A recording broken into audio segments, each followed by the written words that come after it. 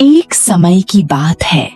हरी भरी पहाड़ियों और खेतों के बीच बसे एक छोटे से गांव में राहुल नाम का एक आदमी रहता था। राहुल एक स्ट्रीट फूड बेचने वाला था, जो अपने परिवार का गुजारा करने के लिए मुश्किल से गुजारा कर पा रहा था। उसने एक छोटी सी दुकान से खाना बेचना शुरू किया था, जिससे गांव वालों को सादा और सस्ता खाना मिलता था। लेकिन उसका बिजनेस चल नहीं रहा था और उसे अक्सर अपने प्रियजनों को खिलाने के लिए काफी पैसे कमाने में मुश्किल होती थी। एक दिन जब राहुल अपनी कम इनकम के बारे में सोच रहा था, तो उसके दिमाग में एक शानदार आइडिया आया। उसने अपने साधारण से फूड स्टॉल पर एक नई डिश मैगी नूडल्स लाने का फैसला किया। इस छोटे से गांव में लोगों ने पहले कभी मैगी के बारे में सुना भी नहीं था। जब गांव वालों को इसके बारे में पता चला, तो वे ये जानने के लिए उत्सुक हो गए कि ये सब क्या है। अगले दिन राहुल जल्दी काम पर चला गया। उसने मैगी को ठीक से उबाला और उसमें अपने खास मसालों का मिश्रण मिलाया। उत्सुकता से गांव वाले राहुल के स्टॉल पर इकट्ठा होने लगे। जैसे ही उन्होंने स्वादिष्ट मैगी नूडल्स का स्वाद चखा, वे बहुत खुश हो गए। गर्म और स्वादिष्ट डिश ने उनका दिल जीत लिया।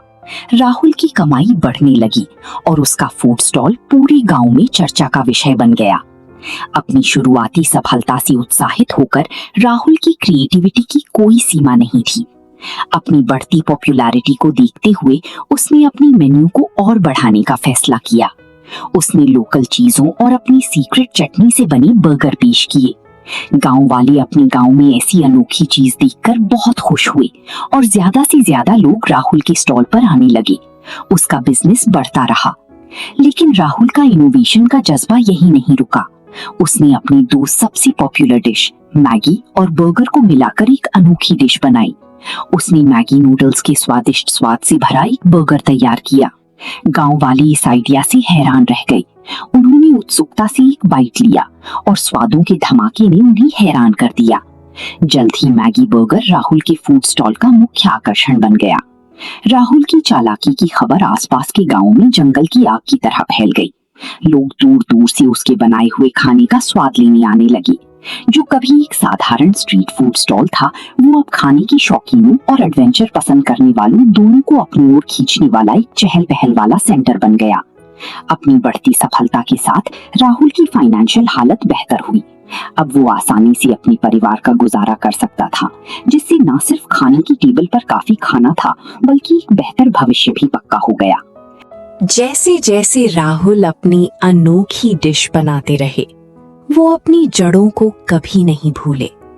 अपनी सफलता के बावजूद वो विनम्र रहे और कम्युनिटी से जुड़े रहे।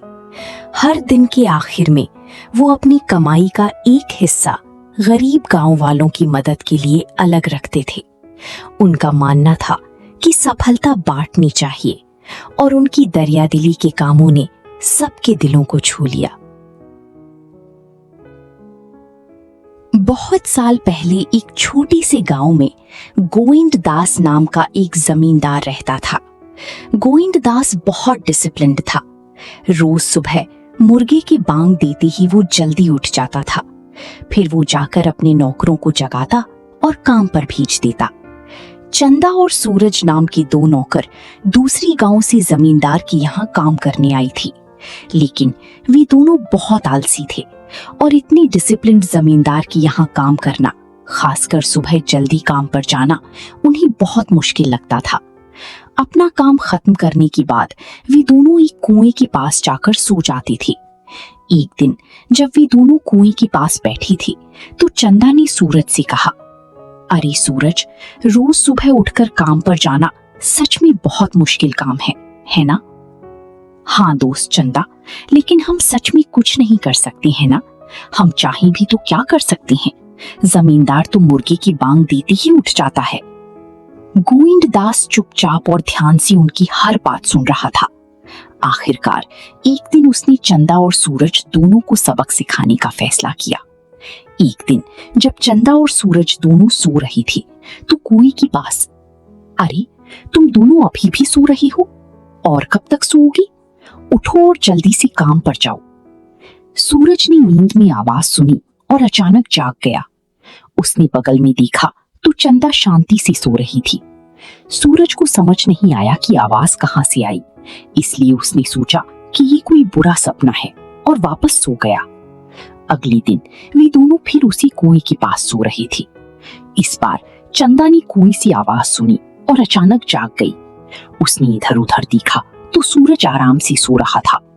उसे भी लगा कि ये कोई बुरा सपना होगा और वापस सो गया। अगले दिन वे दोनों फिर उसी कुएं के पास सो रहे थे तो उन्हें अचानक एक डरावनी आवाज सुनाई दी। इस बार वे दोनों एक साथ जाग गए और डर की मारी चारों तरफ देखने लगे। सूरज भाई, क्या तुमने भी वो आवाज सुनी? हाँ चंदा, मैं भी बहुत डरा हुआ हूँ। ये सिर्फ एक बुरा सपना नहीं है, मैंने ये आवाज पहले भी सुनी थी और ये डरावनी आवाज इसी कुएं से आ रही लगती है। मैं वैसे भी अब काम पर जा रहा हूँ क्योंकि सुबह होने वाली है। अगर तुम्हें आना है तो आओ, वरना मैं जा रहा हूँ। रुको रुको भाई सूरज, मैं भी आता हूँ। फिर वो दोनों साथ में काम करने निकल गए और उस दिन उन्होंने खेतों में बहुत मेहनत की। दोपहर को खाने के टाइम वो गोविंदकी के पास गए। खाते टाइम उनके चेहरों पर सिर्फ चिंता दिख रही थी। गोविंद दासकी ने पूछा, तुम दोनों को क्या हुआ? इतने परेशान क्यों लग रहे हो?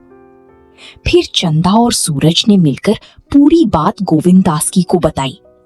ये सुनकर गोविंद दासकी जोर जोर से हंसने लगे। अरे सुनो तुम दोनों, वो कोई भूत या बुरा सपना नहीं था। मैंने देखा कि तुम दोनों बहुत आलसी हो रही थी, इसीलिए मैं तुम्हें सबक सिखाना चाहता था। कुएं के पास मैं ही वो आवाजें निकाल रहा था। अब समझे? अब से ये सारा आलस छोड़ो और ठीक से काम करो। उस दिन से सूरज और चंदा ने अपना आलस छोड़ दिया और खेतों में पूरी लगन से काम किया।